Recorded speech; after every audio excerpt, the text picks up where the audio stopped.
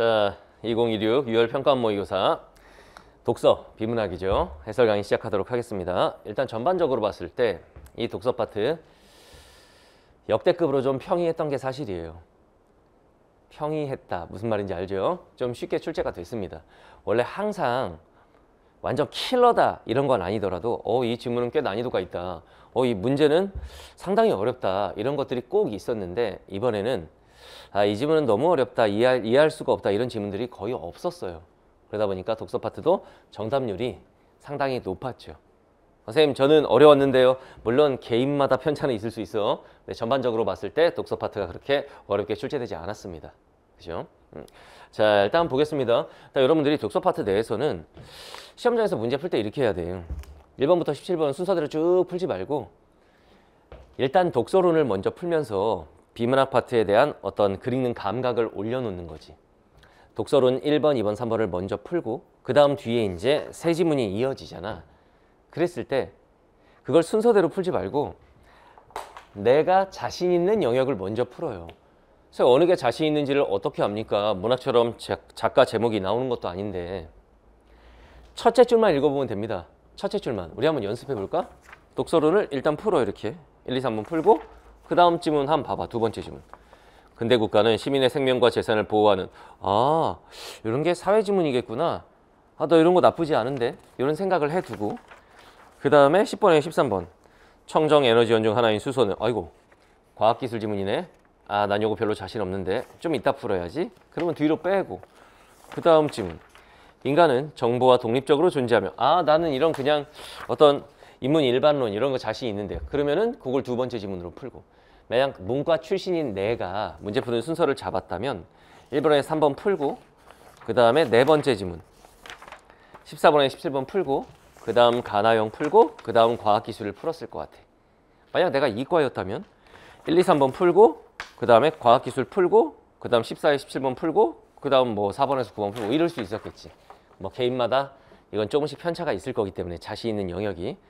선생님 문제 푸는 순서가 뭐가 중요한데요? 일단 첫 번째 국어 영역은 남들 다 틀리는 고난도 문제를 내가 맞아가지고 1등급을 받겠다라는 욕심을 부리기보다는 내가 시간 안에 풀 수 있으면 다 맞을 법한 그런 지문들에서 점수 확보를 많이 해야 돼. 기본 점수 확보. 기본 점수라는 건 내가 시간 안에 풀기만 했으면 거의 다 맞을 수 있었던 그런 지문들을 먼저 풀어서 기본 점수를 확보하는 게 중요하다고. 그런 차원에서 문제 푸는 순서가 매우 중요하다. 이런 얘기를 하는 거예요. 알겠죠? 자, 1번, 2번, 3번 한번 보겠습니다. 독서론.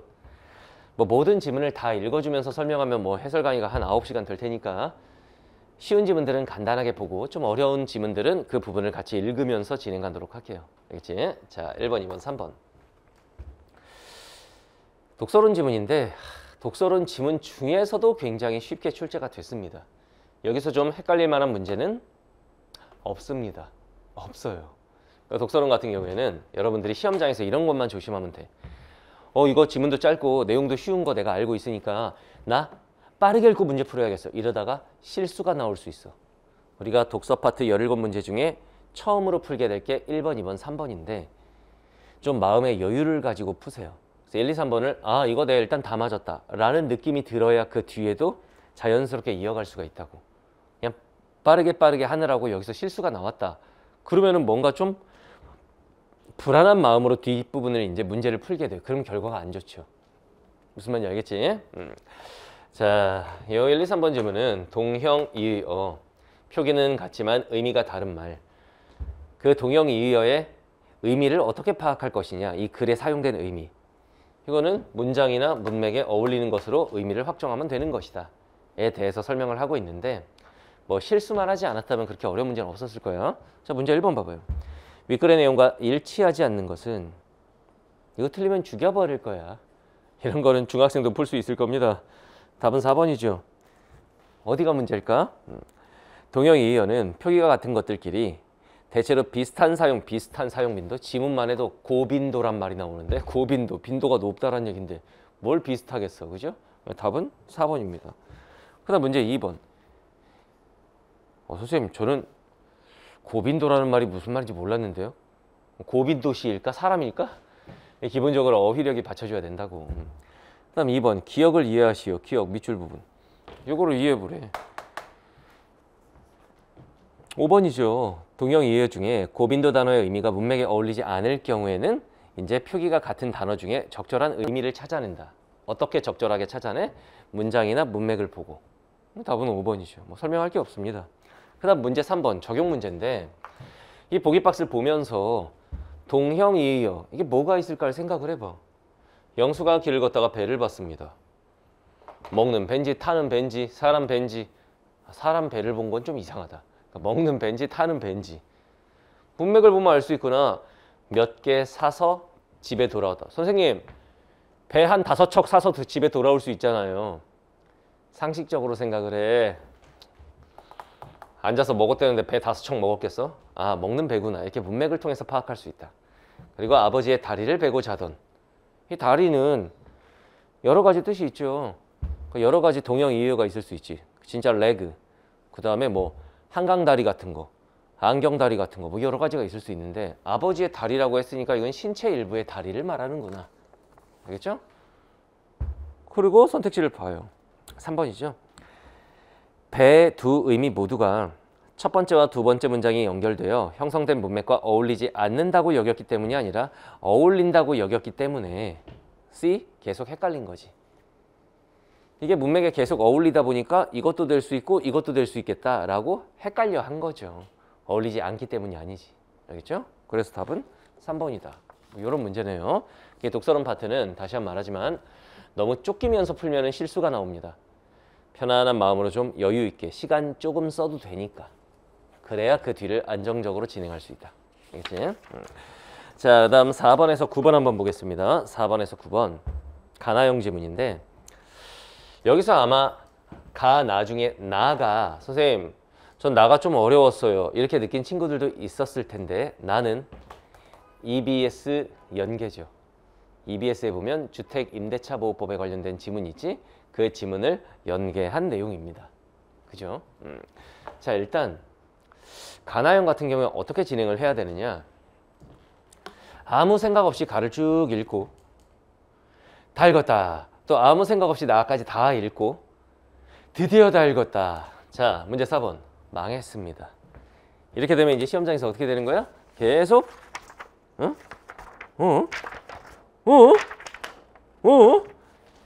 무한반복. 이러다 보면 여러분들 여기서 시간을 너무 많이 뺏기게 되고 그렇게 되면 이제 뒷부분을 다 찍게 되는 거야. 알겠죠? 이런 지문들은 그러니까 가 플러스 나형 같은 경우에는 그래서 문제가 이런 거죠. 시간이 너무 오래 걸린다라는 건데 이렇게 대응을 하면 돼요. 이거 같은 경우에는 9분에서 12분 사이에 푸는 연습을 좀 해보세요.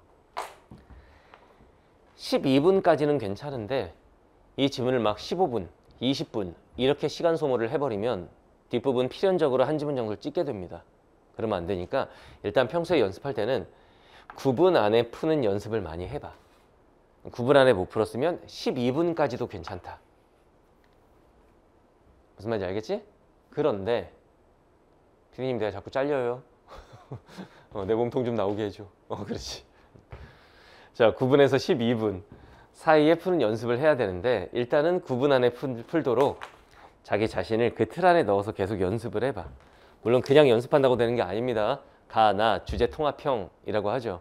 그러면 주제 통합형 지문의 특징이 뭔지 알아야 되는 거고 뭐 이런 기본적인 어떤 지문에 대한 접근법이라든가 문제 유형별 풀이법 이런 걸 전제로 해서 9분에서 12분 안에 푸는 연습을 많이 해보라 이겁니다. 알겠지? 그리고 이런 지문은 가를 읽고 나서 당연히 가와 관련해서 풀 수 있는 문제를 일단 풀어줘야 됩니다. 그러면 한 절반 정도가 끝나. 그 다음에 이제 나를 읽고 나서 남은 문제들을 풀어야지. 가와 관련된 문제인데 나까지 다 읽고 나서 아이고야 이거 아까 풀었어야 되네. 그리고 가로 다시 돌아가서 또 읽고 이러니까 시간 소모가 되는 거라고. 선생님이 하는 거 한번 보여줄게. 자, 한번 보자. 문제 분석하는 걸 보여줄게요. 봐봐. 자, 가와 나에 대한 설명이면 이제 서술 문제죠. 문제 분석 단계에서 우리가 해야 할 일은 뭐냐면 일단 문제 유형 파악하는 거. 첫 번째 문제 유형 파악, 그 다음에 문제 푸는 순서, 그 다음 문제 푸는 전략. 문제 유형, 순서, 전략 짜는 거야.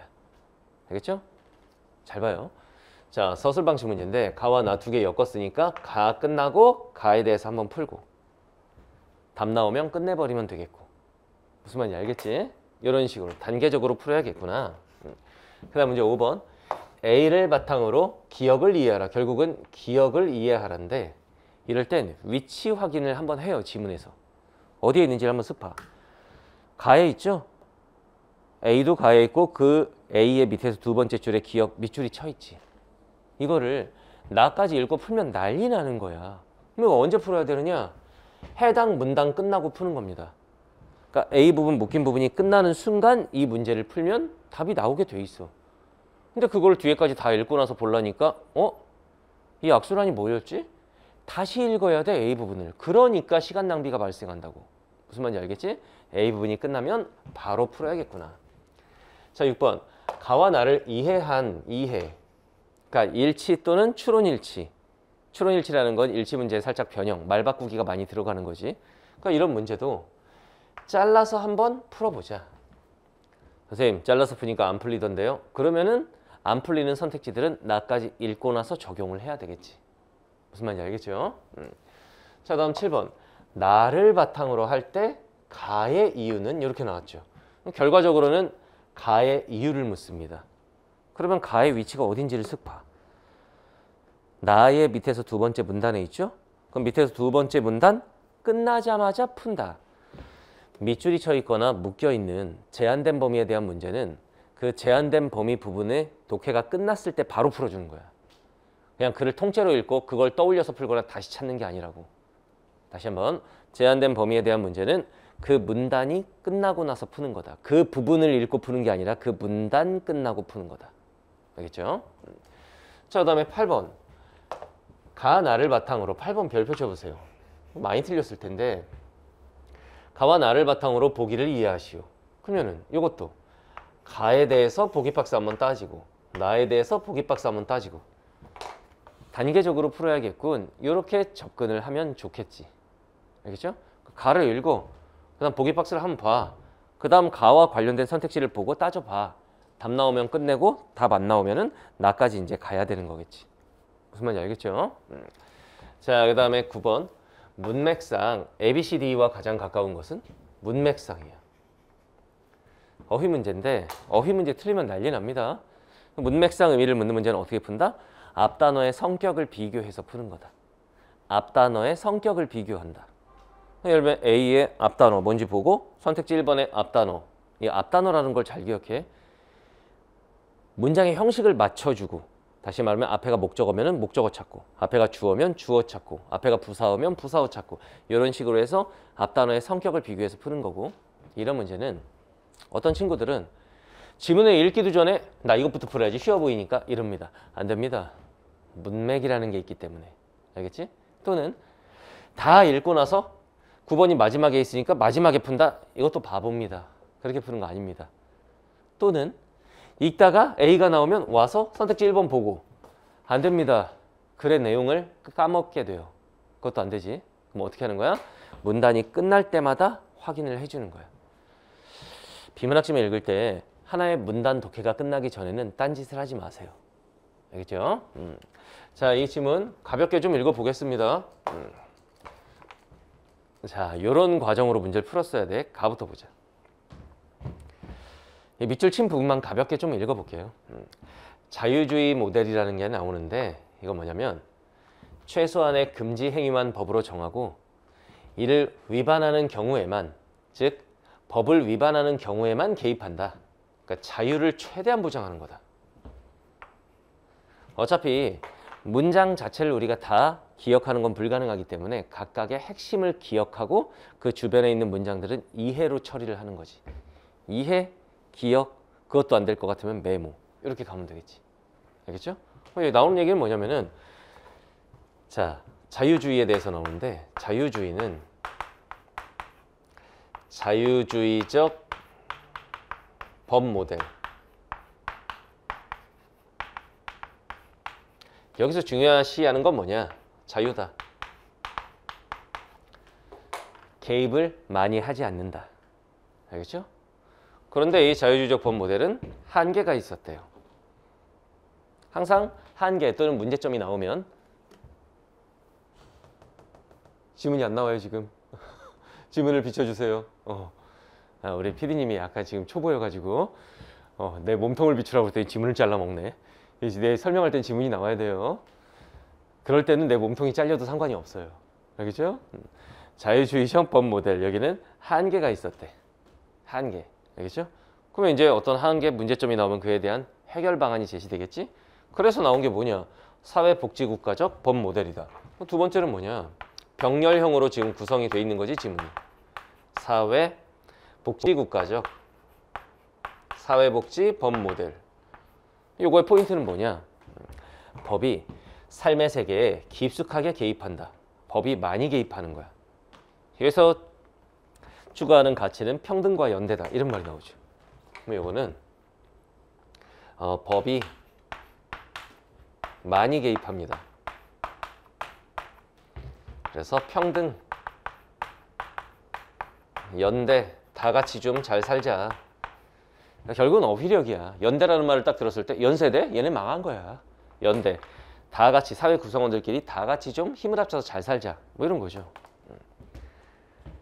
그런데 A부분에 보면 이게 문제가 좀 있답니다. 자, 일단 이렇게 읽고 나서 한 문단 읽었으면 내가 풀어야 할 게 있는지를 한번 봐봐. A에 삼았다. 일단 어휘가 하나 있잖아. 그럼 앞 단어를 비교하라는 얘기는 이유로 삼았다. 앞 단어가 이유입니다. 이유. 그 다음에 9번에 1번 보면 앞 단어가 근거로 삼았다. 형태가 똑같죠. 이유로 삼았다. 근거로 삼았다. 근거, 이유. 단어의 성격이 비슷하죠. 답은 1번입니다. 이렇게 푸는 거라고. 무슨 말인지 알겠지? 이렇게 풀어가면 됩니다. 자, 그 다음 A 부분을 간단하게 좀 볼게요. 계속 이제 사회복지법 모델에 대해서 얘기를 하는데 사회 각 영역의 자율적 조절 기능이 훼손됩니다. 왜? 법이 너무 깊숙이 개입하니까. 그리고 법적 해결에만 너무 의존을 해요. 그러다 보면은 너무 그 법에 대해 많이 기대다 보면은 법의 수행 능력이 한계에 부딪혀요. 무슨 말인지 알겠지? 이러한 악순환. 이러한 악순환은 뭐야? 법에 너무 의존하다 보니까 여러 가지 문제가 생기는 거야. 결국 포인트는 법에 의존하는 문제점이죠. 그러면은 A와 관련해서 문제를 풀어보는 거예요. 문제 5번이죠. 그럼 답이 3번이 돼요. 너무 법에 의존한다. 즉 이전에는 법적 규제를 통해 해결하지 않았던 문제들, 자율적으로 해결하던 문제들까지도 법의 해결 과제가 된다. 그 결과 어떻게 된다? 한계 부딪힌다. 이 얘기잖아. 한 문제를 이렇게 깔끔하게 풀어주고. 무슨 말인지 알겠지? 자, 그 다음 봅시다. 이것도 이렇게 문제가 있으니까 그 다음에 나온 게 뭐냐? 절차주의적 법 모델. 그 다음은 이제 절차주의예요.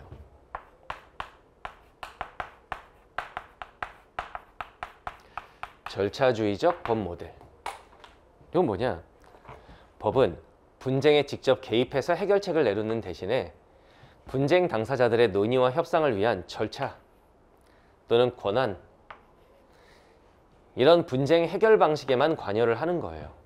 그러니까 이거는 절차.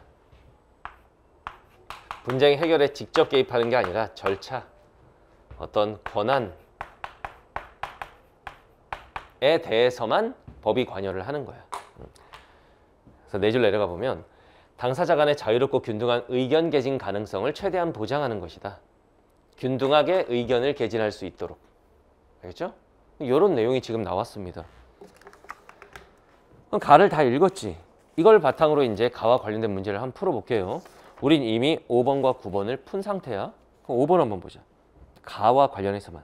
선택 7번. 가는 특정 개념이 지니는, 뭐 특정 개념이라고 하는 게 이런 거 개념이라고 할 수 있겠죠. 의라는 말이나 가치라는 말이나 그게 그겁니다. 의와 가치를. 이것들의 의나 가치에 대해서 얘기를 했느냐. 피디님 잘 따라다녀야 돼. 부드럽게 스무스하게. 의나 가치에 대해서 얘기를 했느냐. 아니라고 볼 수는 없죠. 그러니까 요거의 한계, 그 결과 얘가 나오고 이거의 한계, 그 결과 얘가 나오고 이런 건데 각각의 가치를 언급을 안 했다고 볼 수는 없으니까 얘는 일단 남겨놓고. 그러면 2번. 가는 시대의 요구가 반영된 방안들이 출현해온 과정에 대해 끊어봐. 이건 마지막 문단에 나오죠. 이 세 가지는 시대의 요구에 따라 등장했으나 뭐 이런 얘기가 있죠. 이건 맞아요. 2번은 맞고. 3번 가는 나와 달리 끊어봐. 그러면 가만 생각해 보는 거야. 나와 달리 나중에 따지고. 사회 현상을 분석한 여러 학자의 이론을. 학자가 나온 적이 없습니다. 제껴주는 거예요. 선택지 3번은 나와 달리를 안 따져도 안 돼. 그럼 4번 나는 가와 달리 끊어봐. 이때 쎄 가와 달리라도 먼저 따질까요? 아니, 그건 너무 비효율적이야. 일단 넘어가. 그 다음 선택지 5번 가와 나는 모두 끊어봐. 가만. 문제를 해결하려는 기존의 방안들이 지닌 한계를 비판하고 새로운 방안을 제안하고 있다. 이걸 새로운 방안을, 글쓴이가 새로운 방안을 제안했다기보다는 이미 있는 것들을 이제 설명을 한 거죠. 그죠? 그러니까 이것도 좀 문제가 있지. 그러면 이게 1번이냐 2번이냐 4번이냐 일 텐데 2번이 지금 가와 관련해서 딱 떨어지죠. 그럼 걔가 답될 가능성이 많구나 정도만 생각을 해두고 그 다음 문제 6번으로 가보는 거예요. 가만 가지고 한번 풀어볼게요. 선택지 1번 자유주의적 법 모델은 끊어봐. 이런 식으로. 자유주의적 법 모델 이거죠. 개인의 자유를 최대한 보장하는 거. 근데 임대인과 임차인 얘기는 아직 안 나왔다고 해서 포기하지 말고 한번 봐봐. 합의한 계약을 법이 존중하여 자유주의적 법 모델이 주어니까 이 관점을 묻는 거야. 그 내용에 원칙적으로 개입하지 말아야 한다. 그렇죠. 개입을 최소화하는 거지. 맞죠. 2번 사회복지국가적 법 모델은 끊어봐. 이건 최대한 법이 개입하는 거지. 임차인의 생업을 보호할 필요가 있다고 인정될 때는 임대인의 재산권에 대한 제한이 불가능하지 않다. 즉 제한할 수 있다. 이런 입장인 거죠. 맞지? 물론 선생님 저는 나까지 다 읽어서 임대인 임차인 얘기가 나온 다음에 푸는 게 더 좋겠습니다. 그렇게 하는 게 좋겠어요. 그렇게 해도 돼. 이걸 까먹지만 않는다면. 알겠죠? 그런데 이런 거에 대해서 이제 공부를 좀 그러니까 공부라기보다는 나에 있는 임대인, 임차인의 권리 이런 걸 EBS를 통해서 공부를 좀 한 친구들은 나의 그런 게 내용이 나오겠구나. 근데 이 문제는 결과적으로는 지금 앞에 주어가 다 이런 것들이기 때문에 얘네들의 관점을 적용하라는 문제인 거잖아. 그죠? 선택지 3번 봐봐. 절차주의적 법 모델은 끊어봐. 절차주의. 임대차 분쟁 조정이 뭐 나에 나올 거야. 당사자들의 자유로운 의견 개진의 기회. 그 말이 나왔잖아. 방금 읽었었죠. 맞죠? 제끼고. 이게 그 관점에 대해서 묻고 있다고. 4번 자유주의적 법 모델은 끊어봐. 선택지 끊어 읽기 키워드 잡기. 이게 뭔데? 자유에 대해서 얘기하는 거야. 사회복지국가적 법 모델과는 달리 임차인의 갱신 요구를 임대인이 거절할 수 없어야 한다? 아니죠. 개인의 자유를 보장한다는 거는 그 거절할 권리를 보장을 하는 거겠지. 그러면 답은 4번이 되겠구나. 왜? 최대한 개입하지 않는다니까. 이 가만 가지고도 사실 가의 내용을 제대로 파악하고 문제 유형을 제대로 파악했다면 뒤에 내용 임대인, 임차인이 나에 나오겠지만 결과적으로 이 문제는 주어에 해당하는 이 각각의 관점들에 대해서 묻고 있구나라는 걸 알았다면 이렇게 풀 수도 있습니다. 불안한 친구들은 나까지 읽고 푸는 게 좋겠지만 그러면 이제 또 까먹어가지고 가도 또 가고 여러 가지 이제 시간 딜레이가 발생할 거야. 그 다음 문제 7번 나니까 안 되겠고 8번 가를 가지고 이걸 한번 풀어보기에는 사실 보기 박스를 보려고 했는데 봐봐. 보기 박스를 보면은 갑은 자신이 소유한 주택과 상가를 을에게 임대하기로 계약을 하면서 임대 계약 이런 얘기가 나에 나올 텐데 그죠? 이걸 지금 풀기는 좀 불안하다. 그러면은 이 문제는 보통 이런 가나형에 해당하는 보기박스 문제는 가 읽고 보기박스를 보면은 가와 관련 선택지 한 두세 가지가 제껴지게끔 구성이 되어 있어요. 근데 이번 문제가 약간 기존의 문제들과는 약간 차별성이 있는 건데 나까지 읽어야 이거 볼 수 있겠다 싶을 정도로 약간 그렇게 이제 돼 있는 건데 근데 가와 관련돼 있는 선택지들이 분명히 있습니다. 그런 선택지들이 선택지 2번이라든가 그리고 선택지 4번이라든가 이런 것들이 있는데 선생님 같은 경우에는 요거를 읽고 선택지 2번과 4번을 제낄 수 있었을 것 같아. 그렇게 한번 해볼까요? 물론 여러분들 보편적으로는 임대 얘기는 나에 나올 것 같으니까 나까지 읽어봐야 되겠다 이렇게 생각할 텐데 자 한번 봐봐. 갑은 자신이 소유한 A주택과 B상가를 을에게 임대하기로 계약을 했어. 둘이 계약했구나. A주택의 임대차 기간은 주택임대차보호법, 법이잖아 법에 규정된 최단 존속 기간으로 정했대요. 근데 B상가의 임대차 기간은 정하지 않았대. 하나는 정했고 하나는 안 정했대. 임대차 기간을. B 상가의 보증금은 상가 건물 임대차 보호법에 규정된 상한액을 초과한대요. 이 관련 내용이 나에 나올 거야. 갑이 위에 두 법에 규정된 갱신 여부에 대한 의사를 표시할 수 있는 기간 중에 을에게 A주택과 B상가에 대한 임대차 종료를 주장했으나 을은 갱신을 요구했대. 나는 한 번 더 연장하고 싶다. 하지만 갑은 위 기간 내에 갱신을 거절하고 을에게 A주택 B상가를 반환하라고 함으로써 분쟁이 생겼대요. 법적 분쟁의 상황. 알겠죠? 을은 임대차 분쟁 조정 절차로 분쟁을 해결하자고 제안했으나 갑은 그 분쟁 조정 절차 자체를 거절했대요. 합의가 이루어지지 않았대. 그러니까 어떤 문제점이 생긴지는 알겠지. 그와 관련해서 가와 관련 있는 선택지가 뭐가 있는지를 봐봐. 예를 들면 선택지 1번 봐봐. 갑이 A주택에 실거주할 계획이 있음을 증명한 경우 끊어봐. 이런 얘기들은 가에 있지 않았죠. 아, 얘는 나와 관련이 있겠구나 생각하고 넘어가면 돼. 그럼 나에 나올 내용이 뭔지를 미리 아는 거죠. 실거주 이런 내용. 자, 선택지 2번. 을이 갱신 요구권 행사하여 임대차 기간을 연장할 수 있다면 끊어봐. 을 말을 들어주는 거지. 이것은 평등과 연대의 가치 실현을 위해 마련된 의무 규정이 적용된 것이다. 평등과 연대면은 이거죠. 사회복지법 모델. 왜? 얘는 임차인이니까. 그런 사람들의 권리를 보호해 주는 거라고 할 수 있겠지? 평등권. 그죠? 맞다. 제끼고. 이렇게 할 수도 있었을 텐데 근데 이 문제는 약간 독특하게 나까지 읽어야 확실하게 적용해서 풀 수 있게 구성이 돼 있기 때문에 나까지 읽고 푸는 게 여러분들 입장에서는 맞을 것 같아요. 근데 보통 이제 가나형이 이번에 사회지문으로 구성이 돼 있는데 보통은 어떻다? 인문지문 관점 비교형이거나 이런 식으로 많이 나오잖아.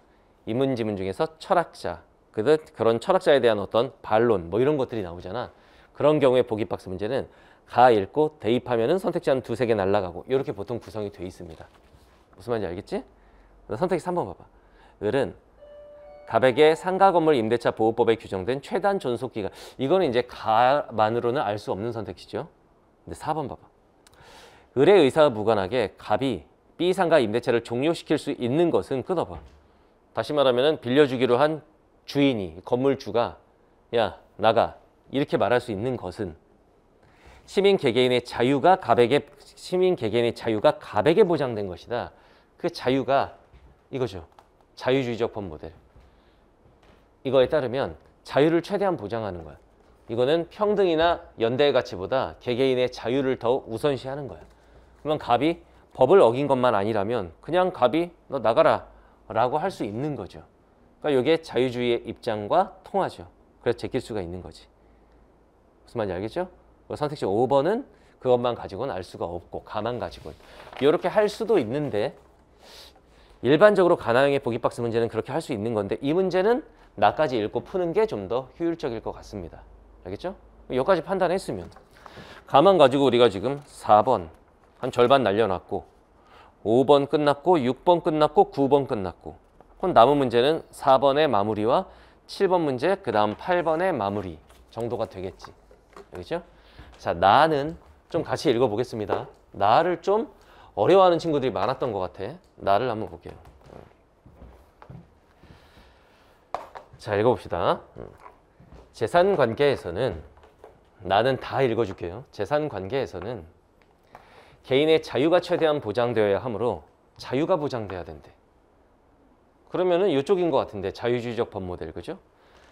계약으로 권리와 의무가 인정되는 것이 원칙이야. 자유롭게 계약해라. 그러나 역접 뒤에가 항상 핵심이지.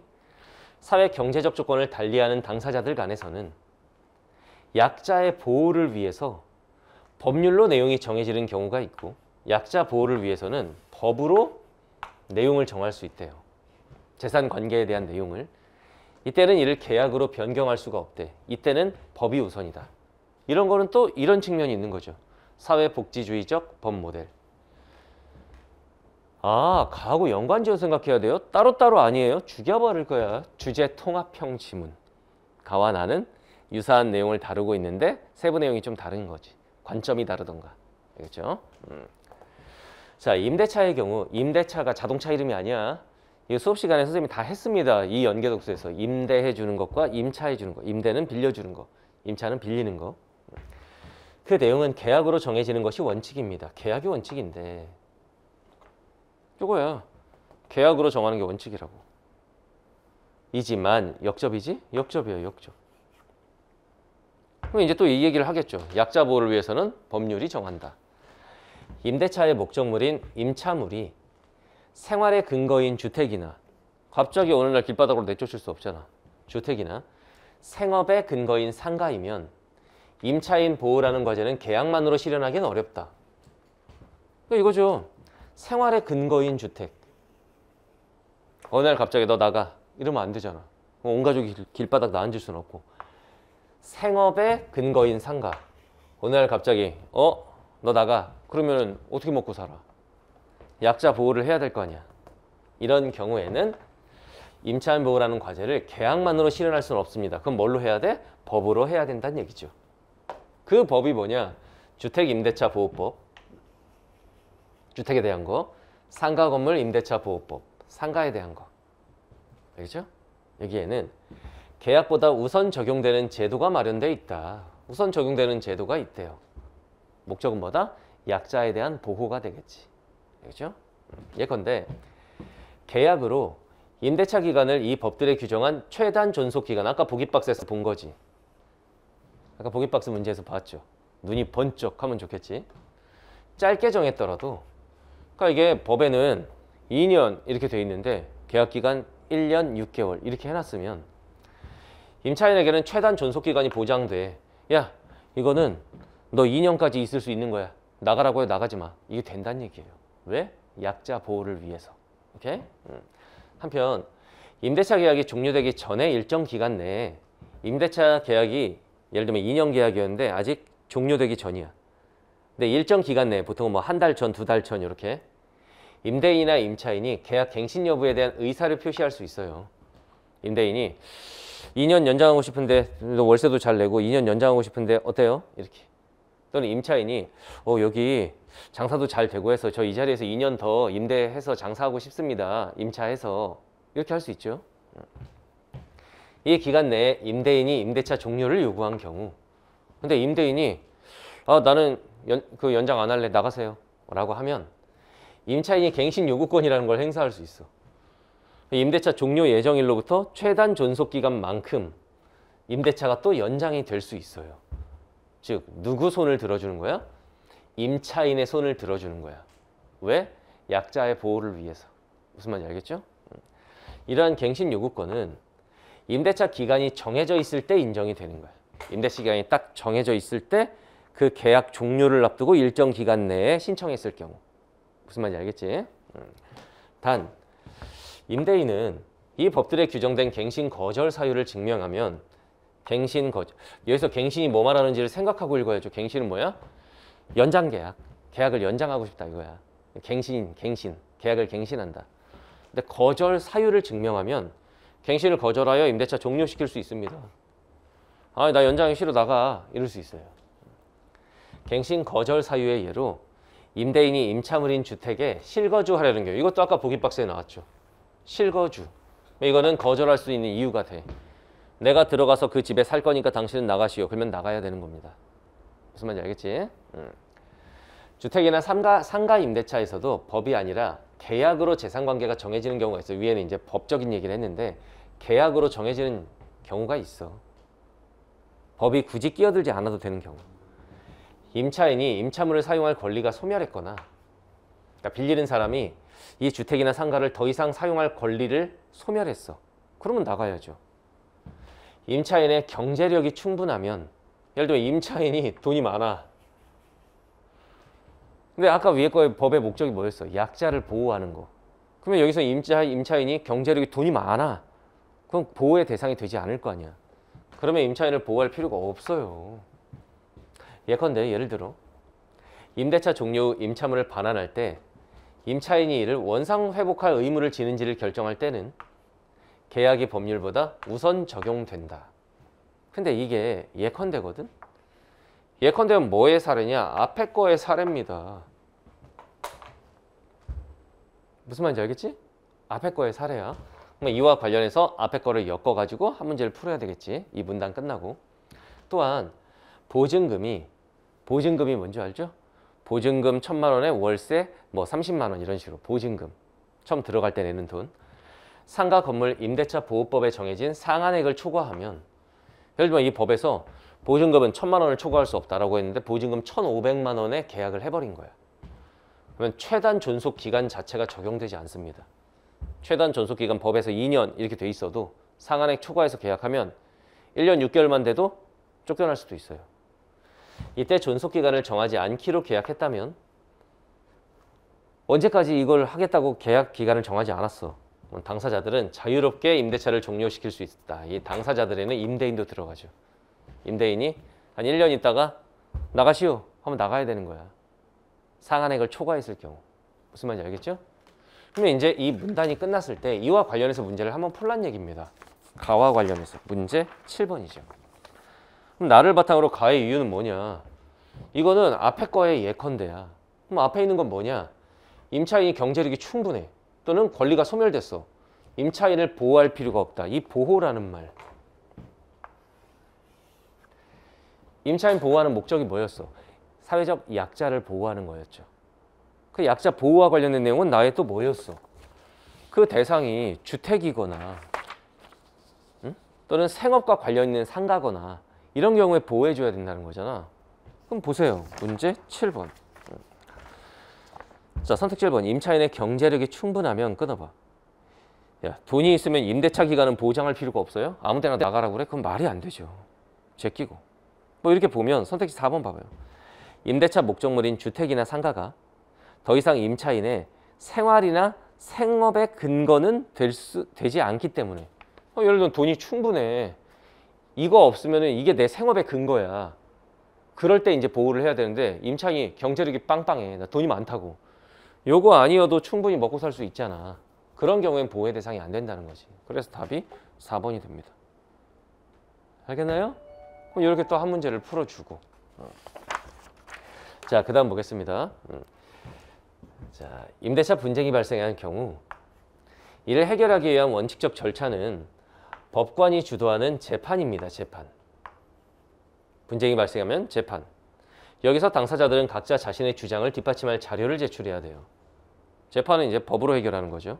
한편, 이제 딴 얘기죠. 한편이니까. 분쟁 해결 절차에서 당사자들의 자유로운 의견 개진을 보장하기 위해 주택임대차보호법과 상가건물 임대차보호법에는 임대차 분쟁 조정 절차도 있어요. 일단 분쟁을 좀 조정해 보는 거야. 그러다가 정 안 되면 재판까지 가겠지. 조정을 해보는 건데 이때 조정 절차를 주관하는 조정위원회가 당사자를 위해 자료를 수집해 줄 수도 있어. 조정위원회가 자료를 수집해 줄 수도 있대요. 이 당사자는 임차인, 임대인을 말할 텐데 그러나 임대차, 그러나 뒤에가 항상 핵심이라는 걸 명심하라고 그랬어. 역접 접속사 뒤에는 중요한 문장이 나와요. 임대차 분쟁 조정 절차는 당사자들이 분쟁 해결을 위해 이 절차를 따르기로 합의해야 됩니다. 이건 합의를 해야 이 위에 게 이제 성립이 되는 거야. 이러한 합의가 이루어지지 않았다. 그럼 바로 그냥 재판으로 가는 겁니다. 여기에 이제 3점짜리 문항의 답의 근거가 있죠. 그러니까 나까지 다 읽었지. 그리고 이제 문제 풀러 가보면 4번하고 8번만 남아 있습니다. 그리고 4번은 가볍죠. 4번. 자, 선택지 1번. 나는 특정 개념의 변화에 대한 전망. 앞으로 주택임대차보호법이 어떻게 될 것이다. 이런 거 없죠. 제끼고. 그 다음 2번. 나는 특정 과제 해결을 위한 제도. 그 해결을 위한 제도가 주택임대차보호법, 상가건물 임대차보호법. 이런 거죠. 특정 문제 해결이라는 게 계약만으로는 약자의 권리를 보호할 수 없을 때 이제 법이 끼어드는 거지. 그래서 답은 2번이 되겠네요. 알겠나요? 자, 그러면 남은 문제는 8번 하나. 이렇게 돼야지 지문을 다 읽었을 때 4번부터 새 출발을 한다. 가에 나왔던 내용을 다 다시 찾아다닌다. 이건 안 돼. 가 끝나면 가와 관련된 문제는 깔끔하게 끝내주고 그리고 나 읽고 나서는 나와 관련된 문제만 이제 건드리러 가야지. 무슨 말인지 알겠죠? 자, 그럼 8번 한번 보겠습니다. 아마 내가 학생이었어도 가를 읽고 나서 가와 관련된 문제를 풀러 다니다가 이걸 봤으면 아, 이건 나를 읽어야 되나 보다 하고 나까지 읽고 풀었을 것 같아. 근데 아까 같이 해놨으면 선택지 두 개를 제낄 수도 있었던 거죠. 알겠지? 자, 한번 보겠습니다. 다 읽었잖아, 이건 이미. 아까 가 끝나고 읽어놨죠? 자, 한번 선택지 1번 봐봐. 갑이 A주택에 실거주할 계획이 있음을 증명한 경우. 끊어봐. 실거주. 이게 아까 박스를 먼저 봐놨으니까 가 끝나고 보고 선택지 2개 제꼈잖아. 그러다 보니까 지문 읽다가 실거주. 실거주 이거 아까 보기 박스에서 봤는데 눈이 번쩍했었죠. 실거주. 그러면 임대인이 임차인 나가라고 할 수 있죠. 갑과 을 간의 A주택 임대차는 갱신되지 않을 수 있죠. 을이 요청을 해도. 맞죠? 제끼고. 그 다음에 2번. 아까 제꼈지? 다시 한번 볼까? 을이 갱신 요구권 행사하여 임대차 기간 연장할 수 있다면 이건 사회적 약자의 편을 들어준 거지. 그러면은 평등과 연대의 가치 실현을 위해 마련된 의무 규정 이런 게 적용된 거죠. 사회복지법 모델. 알겠나요? 제껴주고. 자, 3번. 을은 갑에게 상가 건물 임대차 보호법에 규정된 최단 존속 기간 이 지문 읽을 때 봤잖아. 그거를 주장할 수가 없습니다. 왜 주장할 수 없나요, 이거? 상가의 보증금이 상한액을 초과했죠. 상한액을 초과하면 안 된다고 그랬지. 그래서 제껴주고. 그 다음 4번. 아까 이미 제꼈죠. 을의 의사와 무관하게 갑이, 임대인이, 건물주가 B 상가 임대차를 종료시킬 수 있다. 즉 임대인의 편을 들어주면 시민 개개인의 자유가 보장되는 게 이 자유주의적 법 모델인데 그것이 갑에게 보장된 것이다 라고 말할 수 있겠지.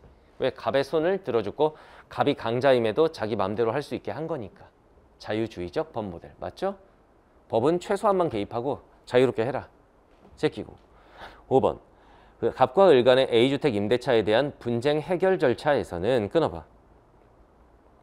조정위원회가 을을 위해 자료를 수집할 수 있겠군.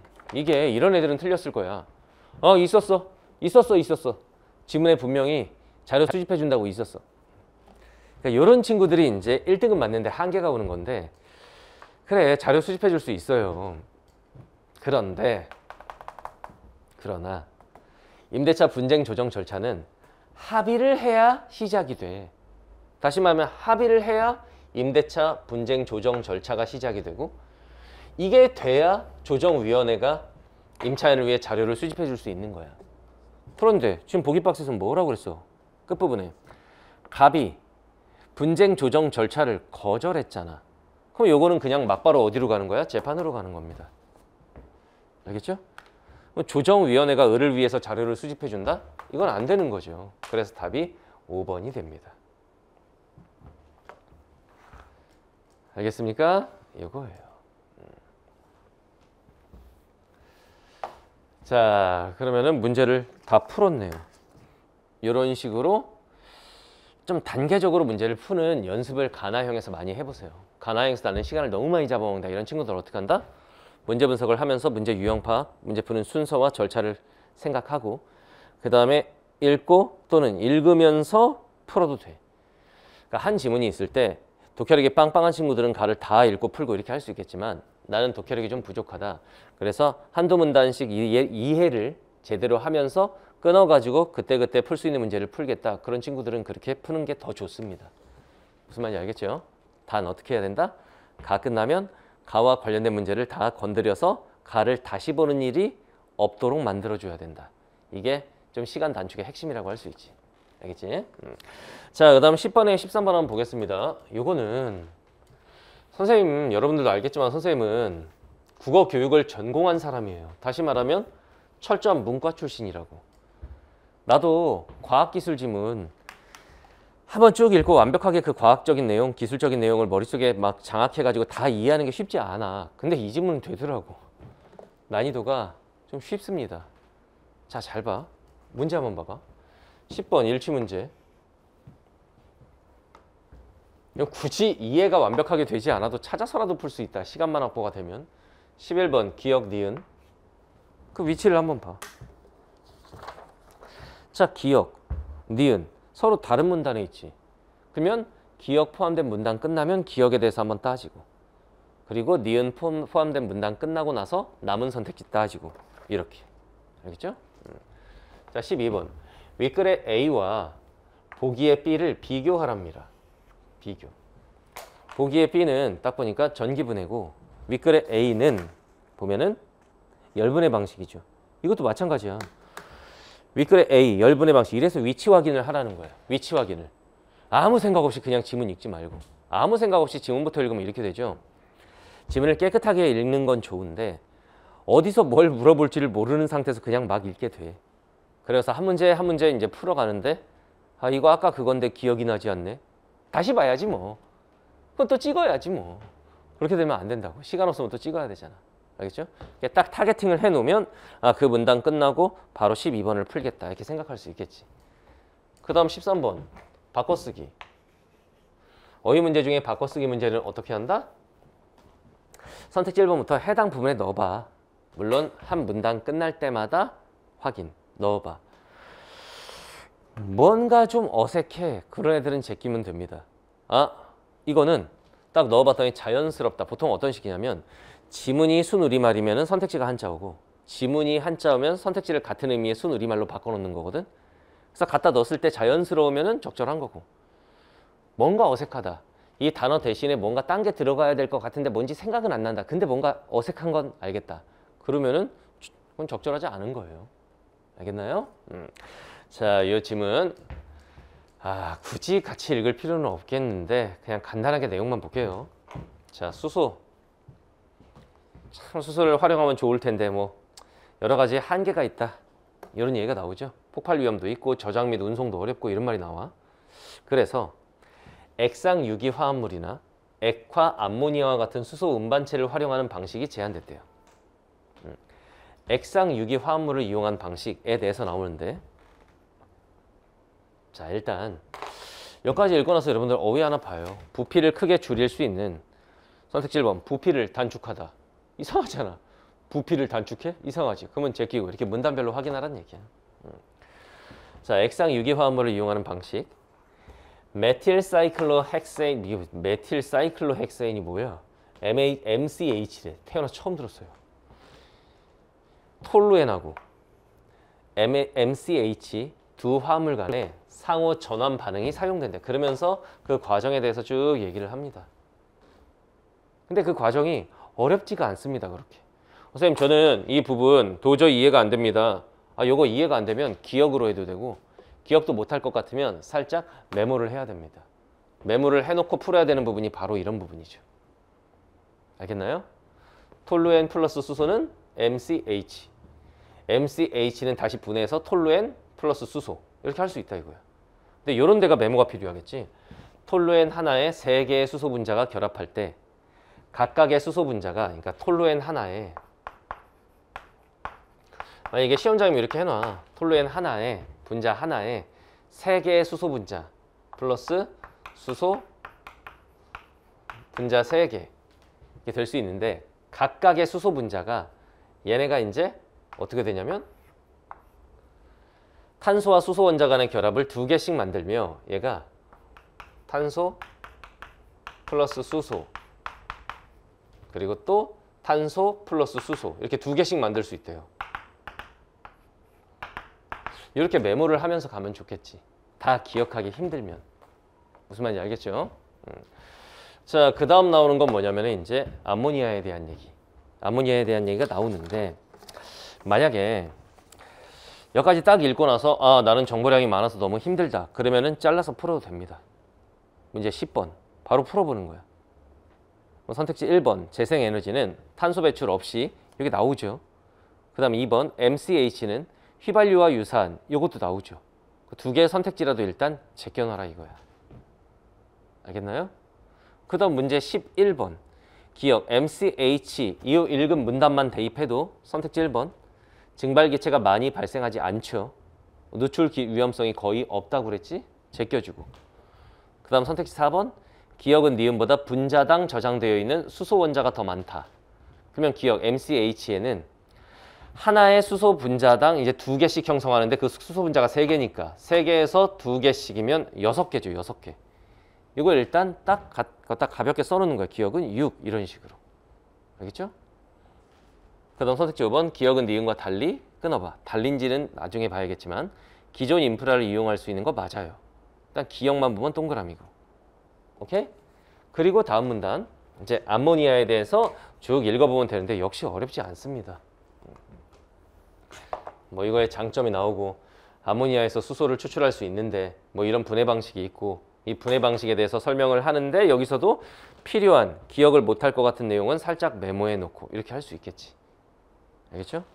이 문단을 읽었다 치고 11번 봅시다. 자, 선택지 2번. 니은은 독성이 낮아 독성이 문제가 된다고 그랬죠. 위험하다고. 그럼 제끼고. 3번. 니은은 운송을 위한 대규모의 투자 그런 거 필요 없다고 그랬죠. 그럼 답이 4번이겠네. 5번 선택지는 니은과 달리가 틀렸죠.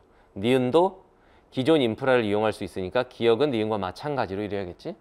니은 같은 경우에는 분자당 저장되어 있는 수소 원자가 몇 개라고 나와요? 여기는 3개라고 나오죠. 3개.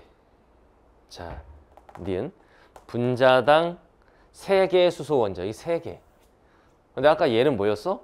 톨루엔 분자 하나에 3개의 수소 분자 MCH. 오케이? 톨루엔 하나에 3개의 수소 분자가 결합할 때 그 3개의 수소 분자 각각이 다시 탄소와 수소 분자 결합을 2개씩 만들어내니까 3개에서 2개씩. 선생님 무슨 말입니까? 이 부분을 잘 봐요. 톨루엔 분자 하나에 3개의 수소 분자, 여기 분자. 그런데 각각의 수소 분자라는 얘기는 3개잖아. 3개 각각이 탄소와 수소 원자 간의 결합을 2개씩. 그러면은 수소 분자 하나당 탄소, 수소, 탄소 플러스 수소, 그 다음에 또 탄소 플러스 수소. 이렇게 2개를 만들어낸다는 얘기잖아. 그러면 톨루엔 분자 하나에는 결과적으로는 몇 개가 있게 되는 거야? 하나, 둘, 셋, 넷, 다섯, 여섯. 아까 선생님이 메모를 딱 했던 대로. 이렇게 되겠지. 그래서 답은 4번이다. 이렇게 풀 수 있겠죠. 알겠지? 그 다음에 문제 10번. 일치 문제 같은 경우에도 마지막 문단 읽으면 그냥 바로 답 나오죠. 5번이죠. 수소이온은 도선을 통해 이동하는 게 아니라 전해질이라고 나오지. 눈깔만 있으면 됩니다. 그 다음 문제 13번 같은 경우에 바꿔 썼을 때 C를 보면은 가장 많이 쓰이는 열분해, 가장 많이 활용되는 이겠죠. 그러니까 답은 3번이겠고, 그러니까 12번 정도 한번 같이 볼까요? 12번. 얘도 뭐 그렇게 어려운 문제가 아니야. 그냥 문제만 봤을 때는 C급할 수 있죠. 열분해 전기분해가 뭐야? 이럴 수 있는데 막상 보면, 자, 전기분해 방식. 암모니아를 분해한대요. 지문에는 열분해가 나왔고 수소기체를 얻고자 하는 실험을 한대. 이 전기분해 방식에서는 암모니아 10몰을 공급했을 때 6몰의 암모니아만 반응한대요. 이거 관련해서 지문에 이제 그거를 구하는 공식이 나오죠. 전환율. 반응한 전체 암모니아의 몰수를 반응한 게 6몰이죠. 6몰. 나누기 공급한 암모니아 10몰을 공급했으니까 그러면 10분의 6이면 0.6이죠. 근데 지문은 전환율이 얼마야? 열분해 방식은 0.9죠. 그럼 답은 4번이죠. 보기 박스 B는 A와 비교할 때 같은 양의 암모니아를 공급한다면 더 적은 양의 수소기체가 생성되겠죠. 전환율 자체가 낮으니까. 이게 어려운 문제가 아닙니다. 알겠죠? 선택지 1번. A에서 질소기체를 생성하는 것과 달리 B에서는 질소기체를 생성하지 않겠군. 뭐 이렇게 나오는데 암모니아 분해에는 기본적으로 질소기체가 생성된다고 나옵니다. 여기.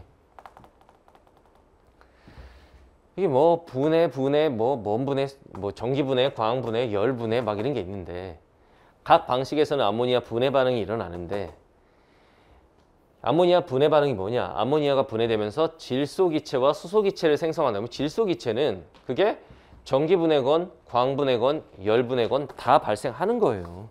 이런 식으로 제끼면 된다고. 나머지 선택지도 너무 쉽습니다. 선생님이 굳이 막 이걸 다 여기 찾아서 설명할 이유도 없고.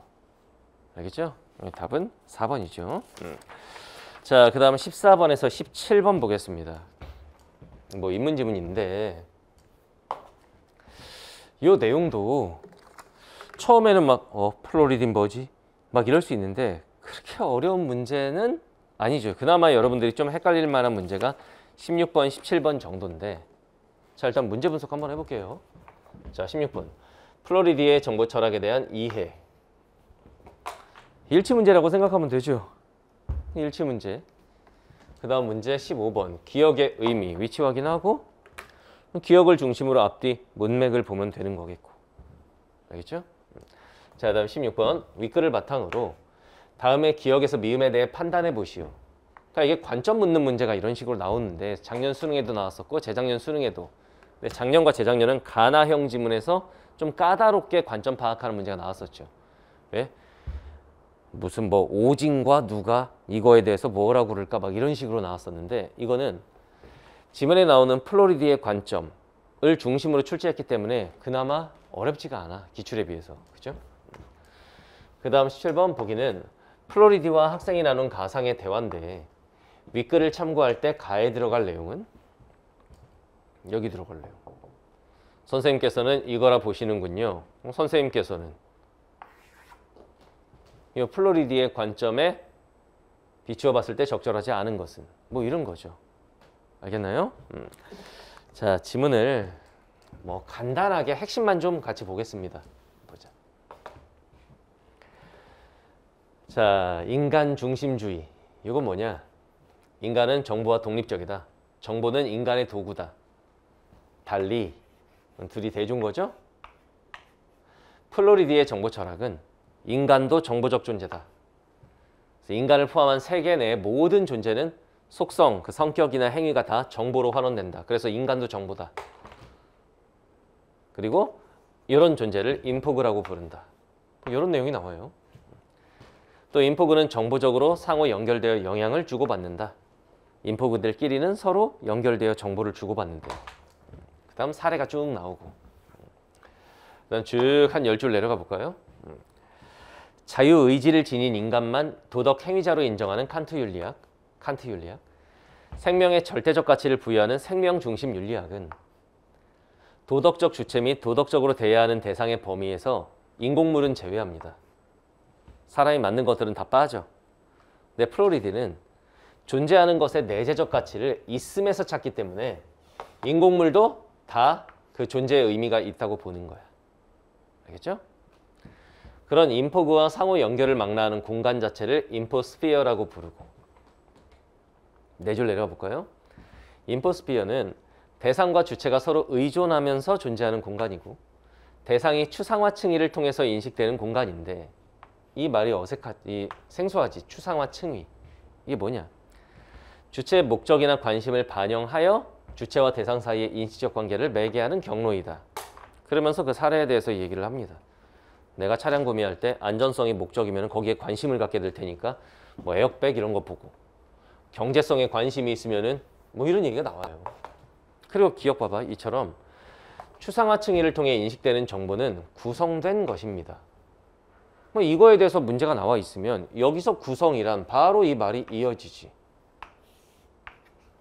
뒤에가 답이네요. 주어진 세계를 주체가 택한 경로에 따라 해석하고 이해하는 것. 주체가 택한 경로에 따라 해석하고 이해하는 겁니다. 그럼 문제 15번을 보면 해석하고 이해한다. 답은 5번이죠. 인포그가 지닌 속성이라는 정보는 끊어봐. 주체가 자신을 둘러싼 세계를 어떤 관점을 통해서 인식하느냐. 주체가 택한 경로에 따라 해석하고 이해하는 것. 답은 5번이죠. 14번 일치 문제는 어렵지 않게 풀었을 거야. 답은 3번이죠. 사물이 지닌 속성과 마찬가지로 인간이 지닌 속성 또한 정보로 환원될 수 있다. 인간도 인포그인 거지. 알겠나요? 자, 그러면 14, 15번 끝난 상태에서 16번 한번 볼까요? 이것도 어려운 관점 문제가 아니야. 기억 봐봐. 인간은 무엇이 그 본성에 적합한가와 무관하게 다른 인공물들과 동일한 권리를 가지느냐. 이게 플로리디는 인공물들도 인포그고 사람도 인포그고 라고 보는 점에서는 유사하지만 여기 보면 나와요. 인간을 비롯한 모든 인포그들은 동일한 권리는 아니라고 나옵니다. 이게. 그죠? 그래서 답은 1번입니다. 기억은 플로리디의 입장과 상충하지 않는다. 동일한 권리를 가진다. 상충하죠. 동일한 권리를 가지는 것은 아니지만 각각이 인포그로서 존재한다라는 것이. 알겠죠? 자, 그다음 문제 17번 한번 보겠습니다. 17번. 자, 보기 박스 보면은 선생님의 강연을 칸트와 한번 비교하여 듣고 뭐 어쩌고 저쩌고 이렇게 했는데, 자, 요 인공지능 AI 교통 통제 시스템이 교통 혼란을 일으키면은 이 AI를 처벌할 수 없는데 어떡하죠? 이런 얘기가 나와. 그랬더니 플로리디가 칸트에 따르면 자유의지가 있으면, 지문에 나온 얘기지? 행위에 대해 도덕적 책임을 질 수 있다라는 걸 뜻합니다. 다시 말하면 자유의지가 있어야만 도덕적 책임을 물을 수 있다. 이런 얘기죠. 알겠지? 학생이 예로 든 시스템이 교통 AI 시스템, 혼란에 대한 책임을 질 수는 없지만 왜? 얘는 자유의지를 갖고 한 게 아니라 자동으로 작동한 거니까. 나는 칸트와는 달리 플로리드의 관점, 그 시스템이, 교통통제 시스템이 도덕 행위자에 포함될 뿐 아니라 도덕 행위자에 포함될 수 있다. 그리고 도덕적으로 옳고 그름까지 평가할 수 있다. 이거 이해 잘해야 돼. 저 AI도 도덕 행위자에 포함되고 제 행동은 잘못됐다라고 평가할 수 있어. 그런데 AI 시스템 자체를 얘한테 책임을 질 수는 없어, 얘가. 그러니까 사람도 아닌데 뭐 깜빵이 늘 거야, 뭐 할 거야. 무슨 말인지 알겠죠? 그건 누가 책임지겠어? 그거 만든 사람이 책임져야죠. 이처럼 정보화 사회에서는 책임을 질 수 없는 도덕 행위자가 늘어납니다. AI 같은 거.